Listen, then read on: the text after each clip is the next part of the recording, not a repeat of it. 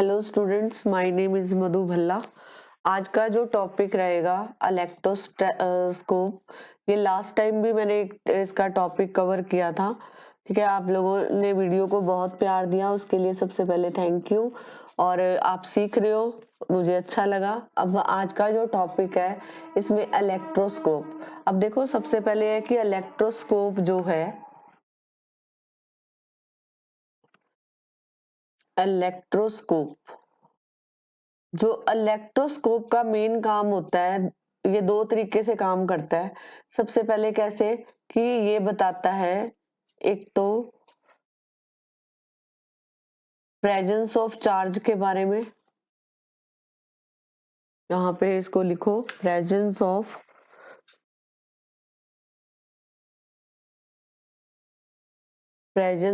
Charge, charge के बारे में बताता है। और दूसरा जो है, ये नेचर ऑफ चार्ज के बारे में बताता है। नेचर ऑफ चार्ज मतलब कि बॉडी जो है पॉजिटिव है कि नेगेटिव है। ठीक है, पॉजिटिव है कि नेगेटिव है, तो ये उसके चार्ज के बारे में बताता है। कहने का मतलब मैंने अभी क्या बोला कि इलेक्ट्रोस्कोप जो होता है उसका मेन फंक्शन होता है कि वो प्रेजेंस ऑफ चार्ज के बारे में बताता है। ठीक है, और साथ में नेचर ऑफ चार्ज के बारे में बताता है।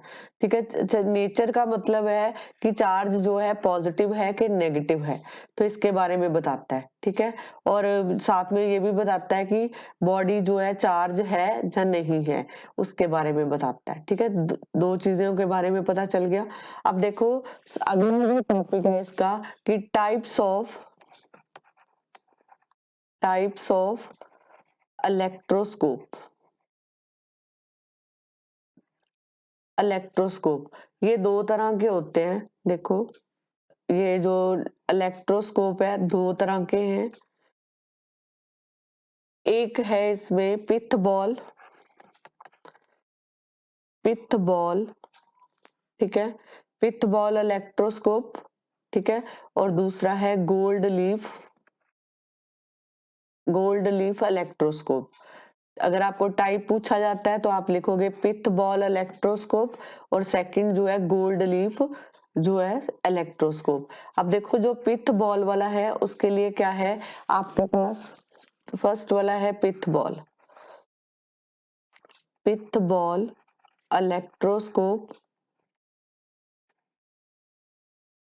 इलेक्ट्रोस्कोप। बेसिकली इसमें क्या है कि ये एक आपके पास कोई स्टैंड है। ठीक है, एक मिनट, ये कोई आपके पास स्टैंड है।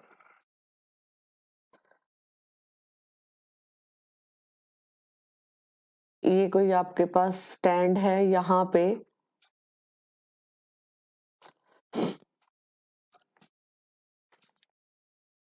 यहाँ आपकी बुक में ना ऐसे डायग्राम बना हुआ है, ध्यान से देखना इसको। ठीक है, ये जो है, और यहाँ पे एक सिल्क का धागा है। ठीक है, सिल्क थ्रेड है जिसके साथ बॉल को अटैच किया गया है यहाँ पे। That mean this is A silk thread. और ये जो है इसको बोलते हैं पिथ बॉल। ठीक है, पिथ बॉल। और ये वाला जो स्टैंड होता है इसमें, that is called insulating stand. This is called insulating stand. ठीक है, ये डायग्राम है कि आप अपनी बुक में चेक कर सकते हो।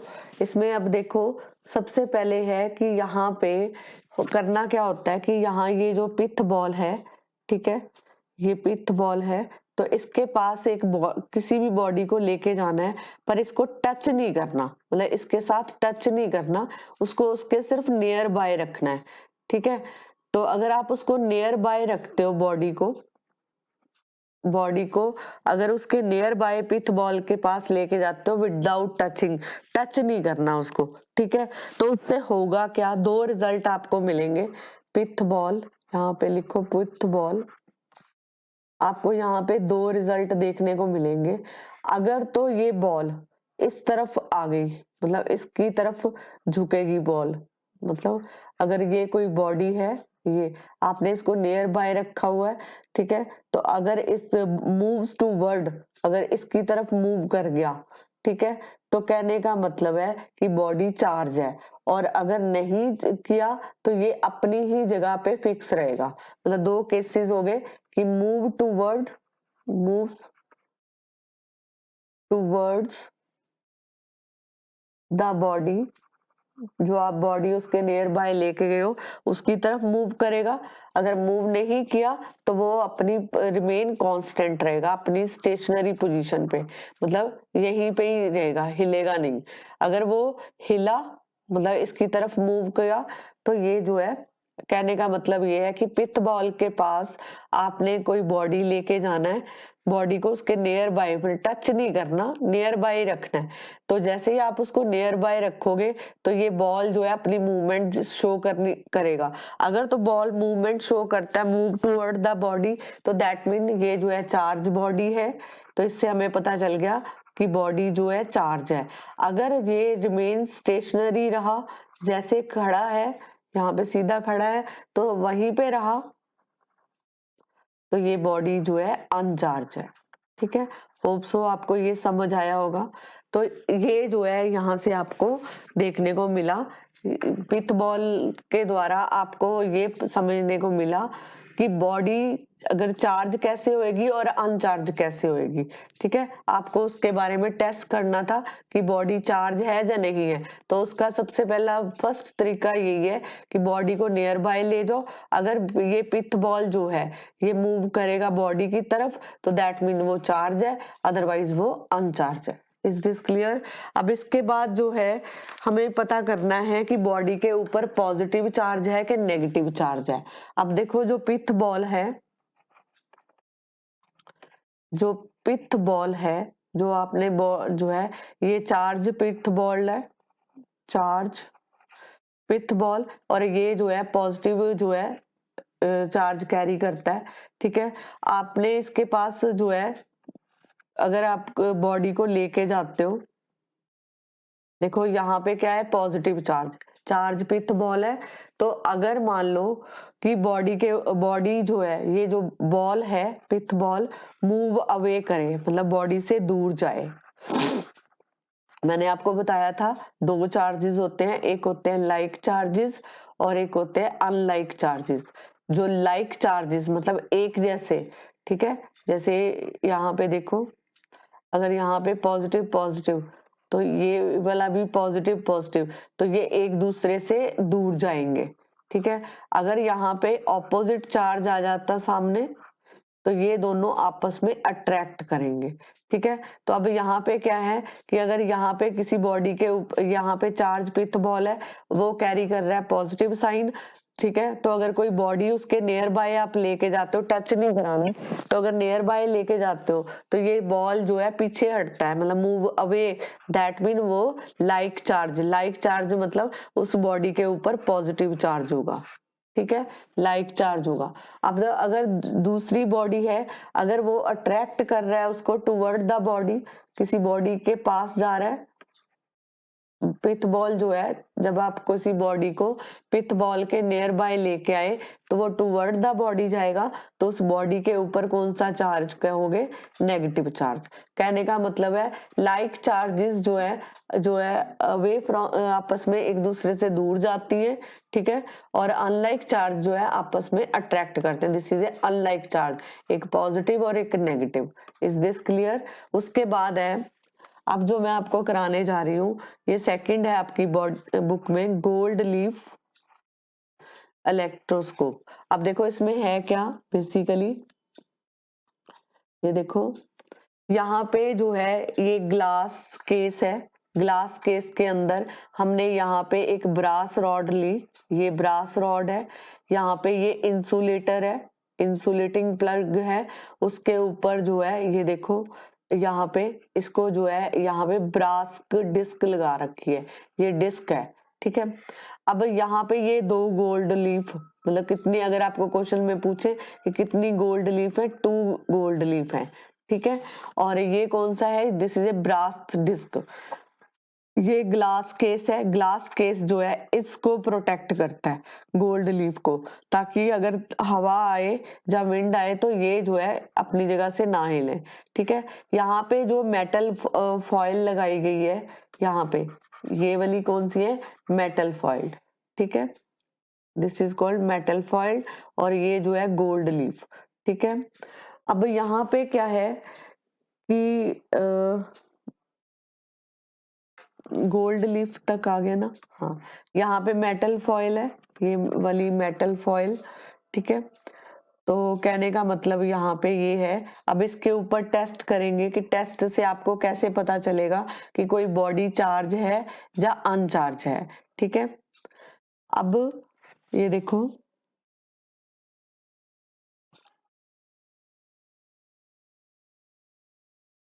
ये जो ब्रास रॉड है, ये ब्रास डिस्क जिसको आपने बोला, ब्रास डिस्क। ठीक है, आपको जो इंफॉर्मेशन अब मिलेगी, ये टेस्ट कर रहे हैं हम किसके ऊपर, टेस्ट जो है, टेस्ट फॉर चार्ज और अनचार्ज, चार्ज और अनचार्ज।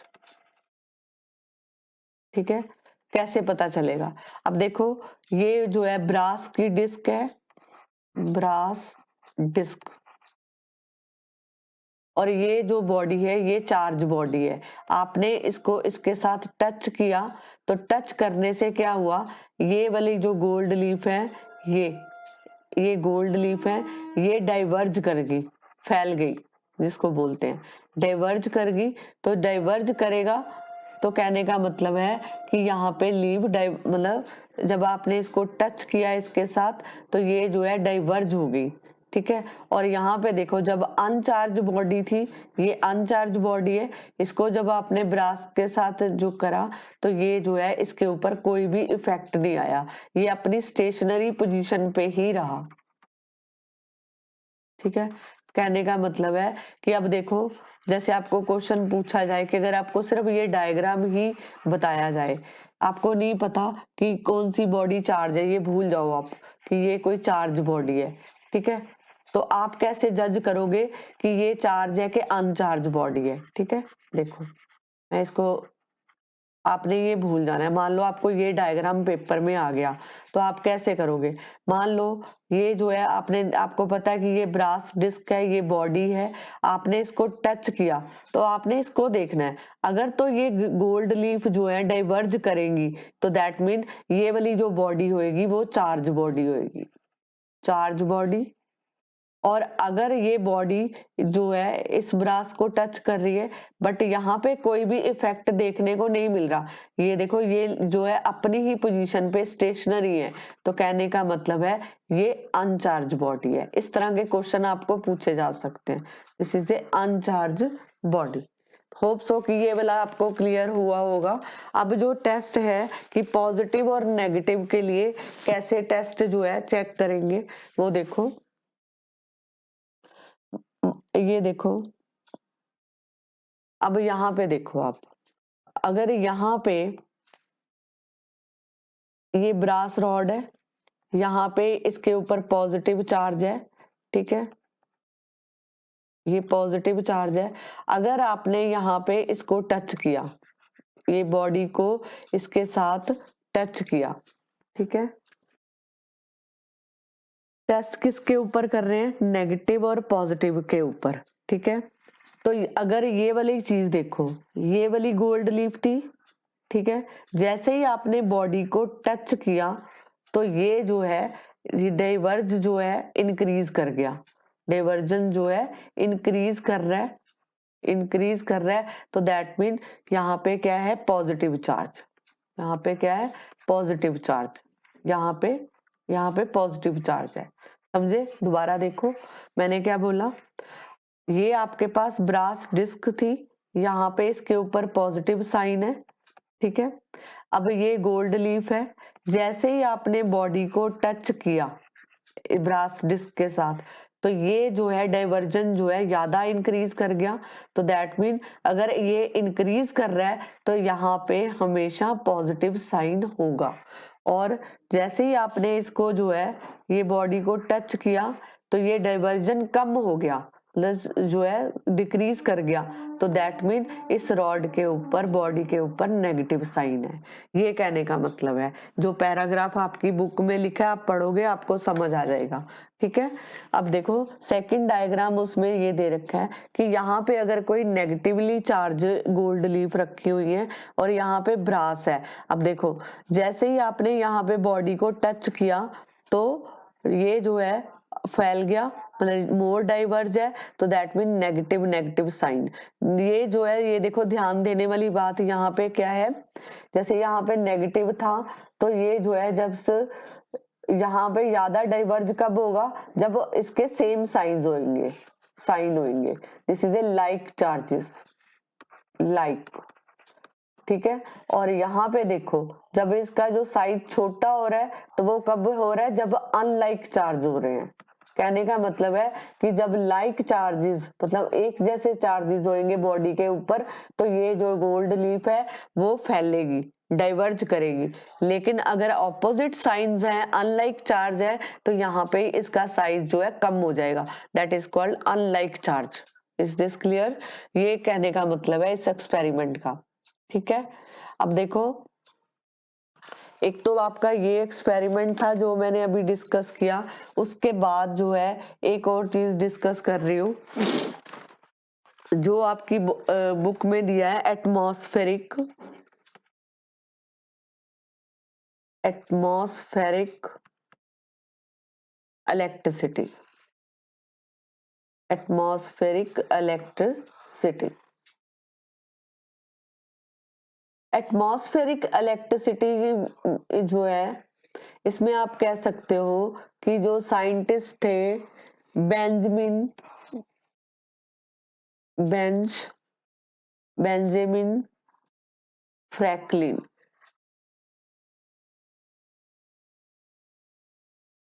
इन्होंने एक एक्सपेरिमेंट किया था कि जब थंडर स्टॉर्म आता है, थंडर स्टॉर्म, तो इन्होंने तब का एक्सपेरिमेंट जो है यहाँ पे डिस्कस किया हुआ है कि एटमॉस्फेरिक इलेक्ट्रिसिटी किसको बोलते हैं। ठीक है, तो इन्होंने एक एक्सपेरिमेंट किया था 1749 में, जो है ये अमेरिकन जो है साइंटिस्ट हैं बेंजामिन फ्रैंकलिन, और इन्होंने 1749 में एक एक्सपेरिमेंट किया था कि यहाँ पे कि जब थंडर स्टॉर्म आता है तो जो क्लाउड्स हैं वो अक्वायर जो है इलेक्ट्रिक चार्ज। मतलब इन्होंने सबसे पहले जो है इसके बारे में डिस्कस किया था।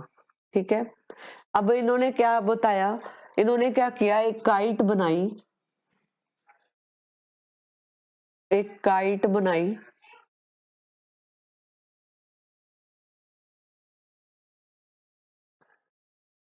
आप सिर्फ इसको समझना, मैं ट्राई करूंगी कि मैं आपको कुछ समझा सकूं। इन्होंने एक काइट बनाई। ठीक है, ठीक है, इन्होंने जब थंडर स्टॉर्म आया तो इन्होंने क्या किया, सबसे पहले काइट बनाई। ये काइट जो बनी थी किसकी, made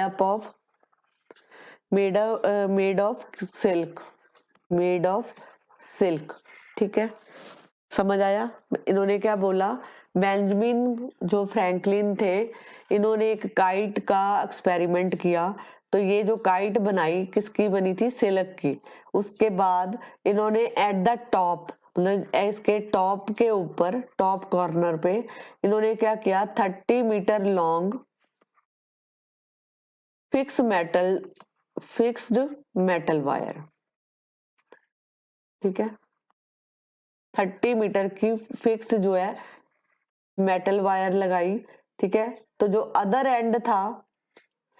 and of the wire join to the string, तो इसको जो है उसके साथ, ये स्टिंग है और ये इसकी मेटल वायर है।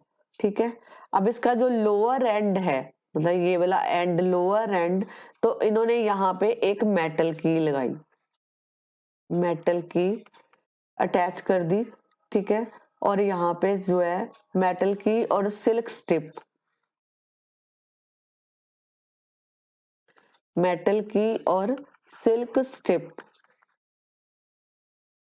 ठीक है, तो मतलब ये जो सिल्क स्ट्रिप थी यहाँ पे, ये स्ट्रिप जिसको हमने बोला, तो ये जो है एक इंसुलेटिंग हैंडल का काम कर रही है।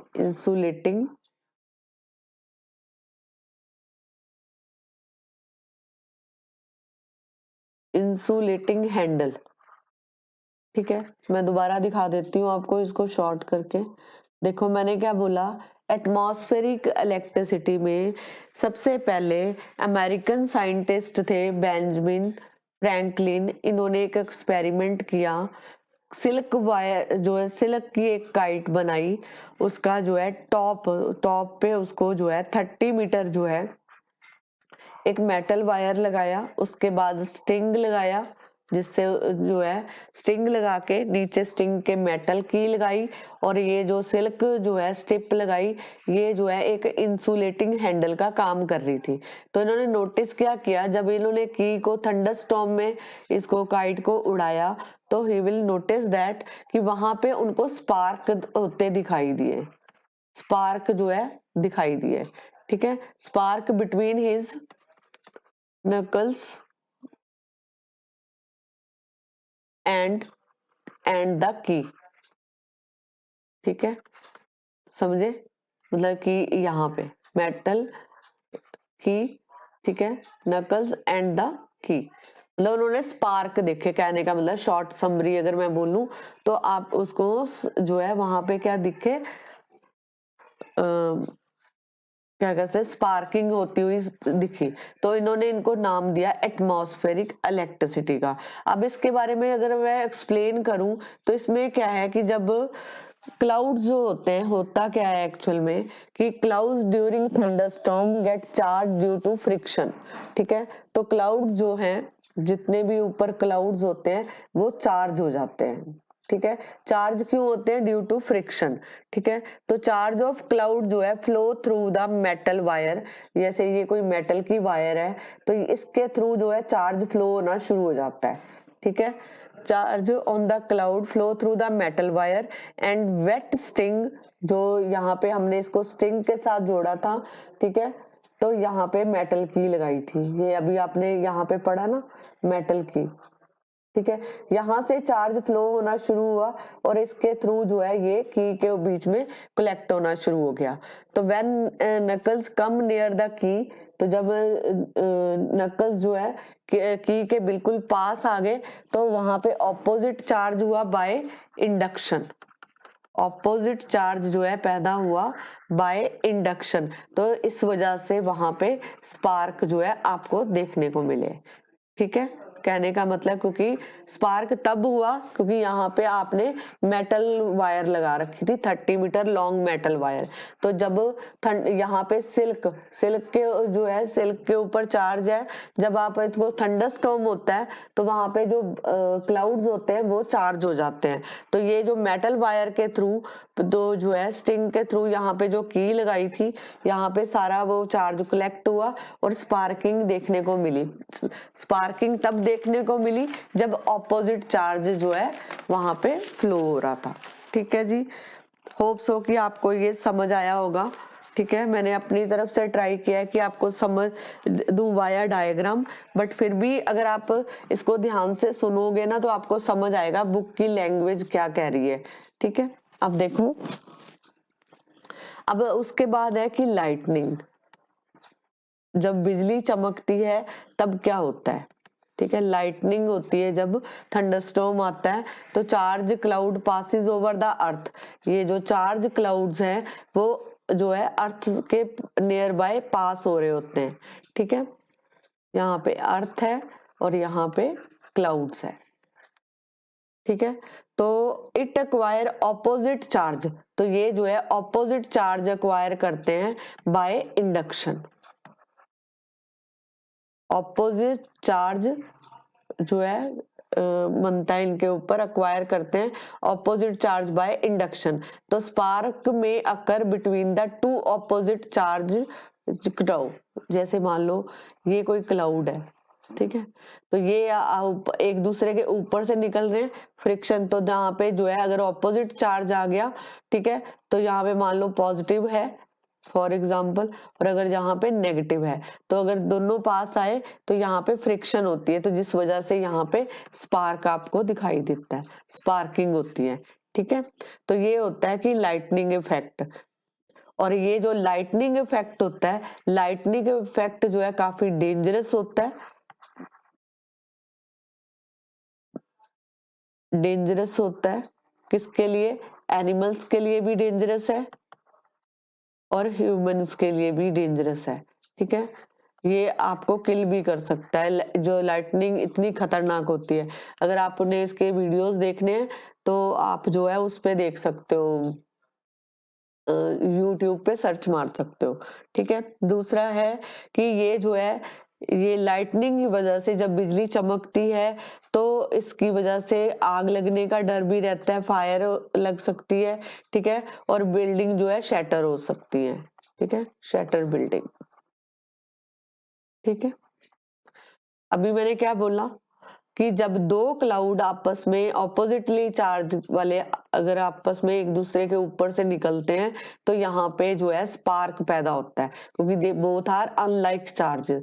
ठीक है, तो ये चार्ज किसकी वजह से पैदा हुआ? इंडक्शन की वजह से।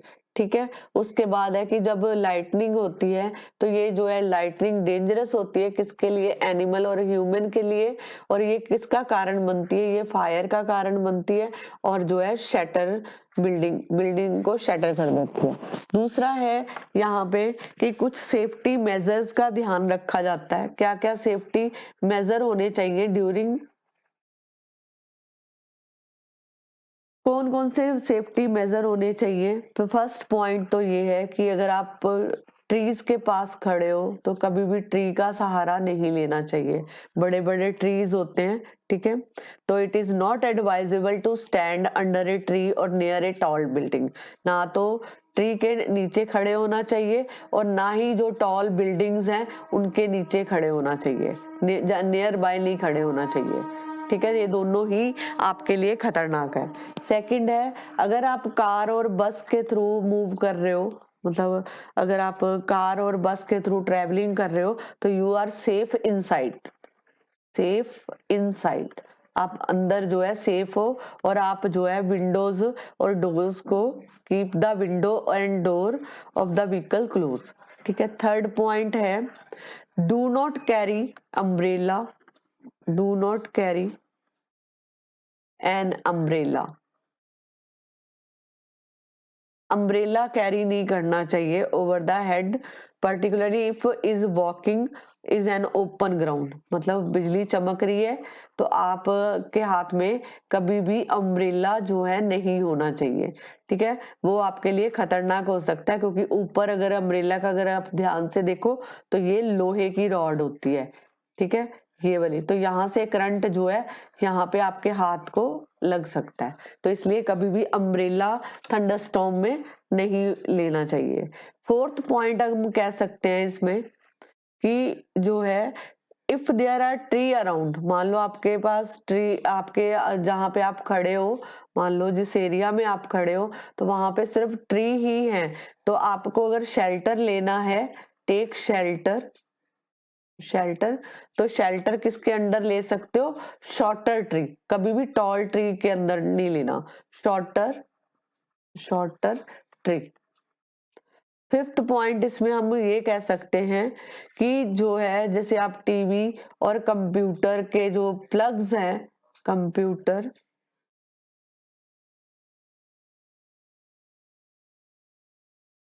कंप्यूटर के जो प्लग्स हैं वो टेक आउट कर देने चाहिए। Take out the plug of TV set और कंप्यूटर्स।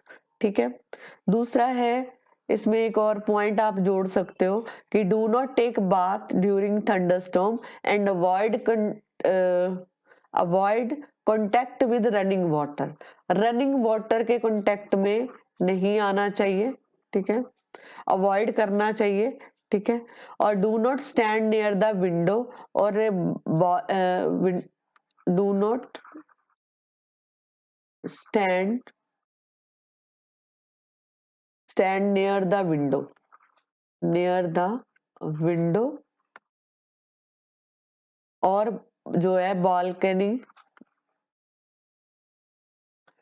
हैविंग मेटेलिक, क्योंकि बालकनी में मेटेलिक रेलिंग होती है, इसलिए आपको विंडो के पास खड़े नहीं होना चाहिए, करंट लग सकता है। क्या क्या बोला मैंने? सेफ्टी मेजर, कि आपको टॉल बिल्डिंग और टॉल ट्री के नीचे कभी भी नहीं खड़े होना चाहिए। अगर आप कार और बस के थ्रू ट्रेवलिंग कर रहे हो तो आप उसके अंदर सेफ हो, ठीक है। दूसरा है कि डू नॉट कैरी अम्ब्रेला, जब भी लाइटनिंग हो रही है कभी अम्ब्रेला कैरी नहीं करना चाहिए, क्योंकि अम्ब्रेला की जो टिप होती है वहां पे मेटल होती है, ठीक है। आगे जो पॉइंट है, अगर मान लो आप कहीं ऐसे एरिया में हो जहां पे आपको शेल्टर, आपके आसपास जो है सिर्फ ट्री है, तो आपको वहां पे शेल्टर लेना है, तो हमेशा जो है शॉर्टर जो है ट्रीज के नीचे ही शेल्टर लेना चाहिए।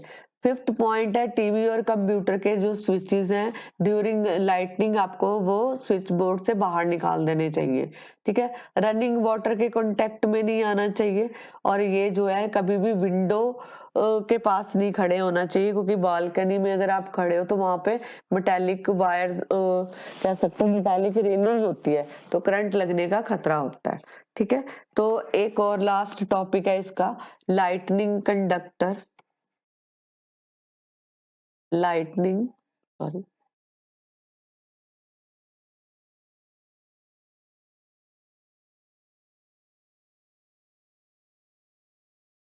लाइटनिंग कंडक्टर,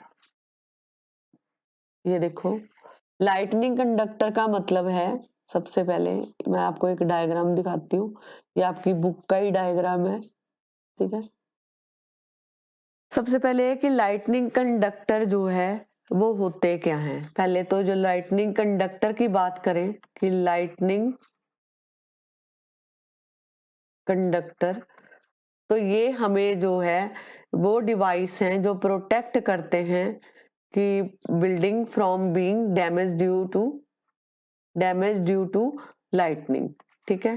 जैसे बड़ी बड़ी बिल्डिंग्स हैं, होता क्या है एक्चुअल में, ये जैसे बड़ी बिल्डिंग है तो यहाँ पे थिक कॉपर जो है स्ट्रिप्स लगाई जाती हैं, ये बिल्डिंग है, ठीक है। और ये वाली जो है कॉपर रॉड है, ये यहाँ पे ये देखो इसका मुंह जो है इस तरफ बनाया जाता है, और यहाँ पे नेगेटिव साइन, ठीक है। और ये जो क्लाउड जब ऊपर से निकलते हैं तो ये यहाँ पे पॉजिटिव ये साइन आ गया, और यहाँ पे नेगेटिव साइन। तो अब अगर पॉजिटिव ऑपोजिट चार्ज है तो यहाँ से करंट पास होगा, जब करंट पास होएगा तो यहाँ से ये रॉड के थ्रू, मतलब बिल्डिंग में नहीं जाएगा, ये इस रॉड के थ्रू जो है ग्राउंड, ये जो है ग्राउंड में करंट जो है चला जाएगा, तो इससे बिल्डिंग को कोई नुकसान नहीं होगा।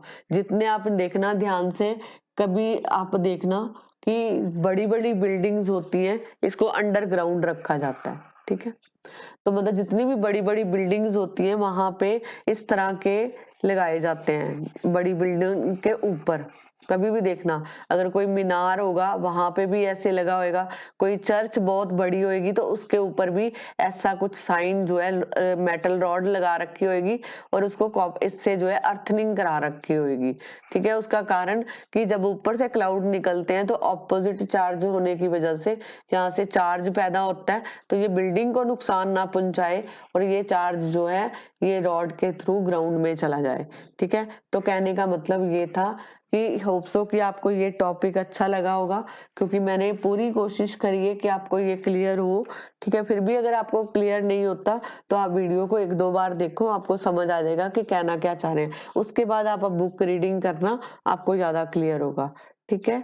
तो अब ये वाला चैप्टर इसमें मैं पैक करती हूँ, ठीक है। अगर आपको मेरा ये वीडियो अच्छा लगा, मेरे चैनल को लाइक करो, ठीक है, लाइक करो, चैनल को सब्सक्राइब करो, शेयर करो वीडियो, ठीक है। Thank you very much.